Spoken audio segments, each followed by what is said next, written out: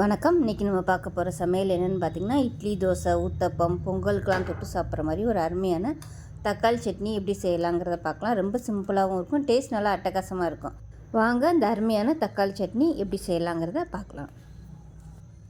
இப்போ ஒரு பேன் எடுத்துக்கலாம். இதில் பார்த்திங்கன்னா நல்லா ஒரு 3 டம்ளர் அளவுக்கு தண்ணி சேர்த்துக்கலாம். தண்ணி நல்லா சூடாகட்டும். இப்போ தண்ணி நல்லா கொதிக்க ஆரம்பிக்குது.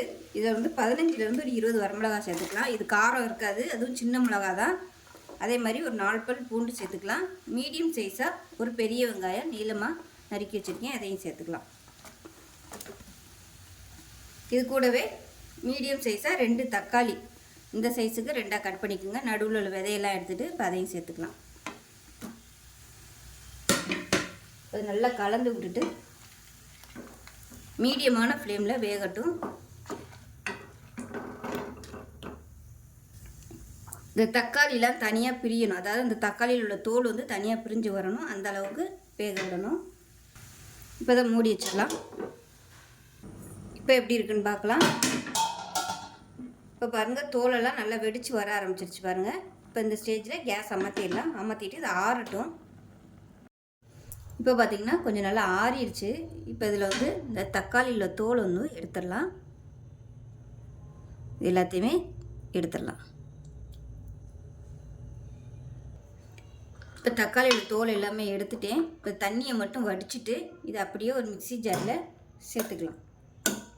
எல்லாத்தையும் அப்படியே சேர்த்துக்கலாம், தனித்தனியாக அரைக்கிறன்னு அவசியம் இல்லை. இப்போ பாருங்கள், எல்லாத்தையுமே எடுத்துகிட்டே இந்த தண்ணி இவ்வளோ இருக்குது. இந்த தண்ணியை வந்து வேஸ்ட் பண்ண வேணாம். நம்ம சட்னியை அரைச்சிட்டு இந்த தண்ணியை மிக்ஸ் பண்ணிக்கலாம். இப்போ இது வந்து நல்லா நைஸாக அரைச்சிட்டு வந்துட்டு பார்க்கலாம். இப்போ சட்னி நல்லா நைஸாக அரைச்சாச்சு. இப்போ ஒரு கடாயை எடுத்துக்கலாம். இப்போ கடாய் சூடானதும் எண்ணெய் சேர்த்துக்கலாம்.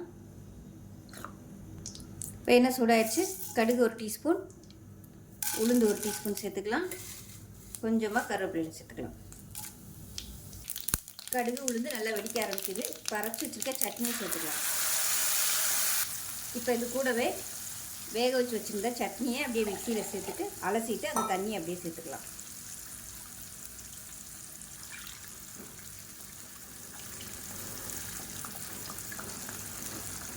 நல்லா கலந்து விட்டுக்கலாம்.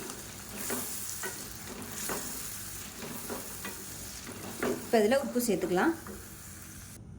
இப்போ இந்த சட்னிக்கு தேவையான உப்பை சேர்த்துட்டு நல்லா கலந்து விட்டுக்கலாம். கலந்துட்டு ரொம்ப கொதிக்கிறன்னு அவசியம் இல்லை, லேசாக ஒரு கொதி வரவும் அமர்த்திடலாம்.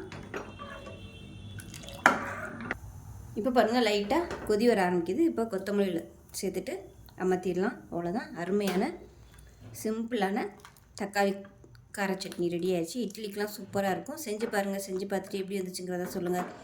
வீடியோ பிடிச்சிச்சுன்னா லைக் பண்ணுங்கள், கமெண்ட் பண்ணுங்கள், சேனலை சப்ஸ்கிரைப் பண்ணுங்கள், பக்கத்தில் உள்ள பெல் பட்டனையும் ப்ரெஸ் பண்ணுங்கள். நன்றி.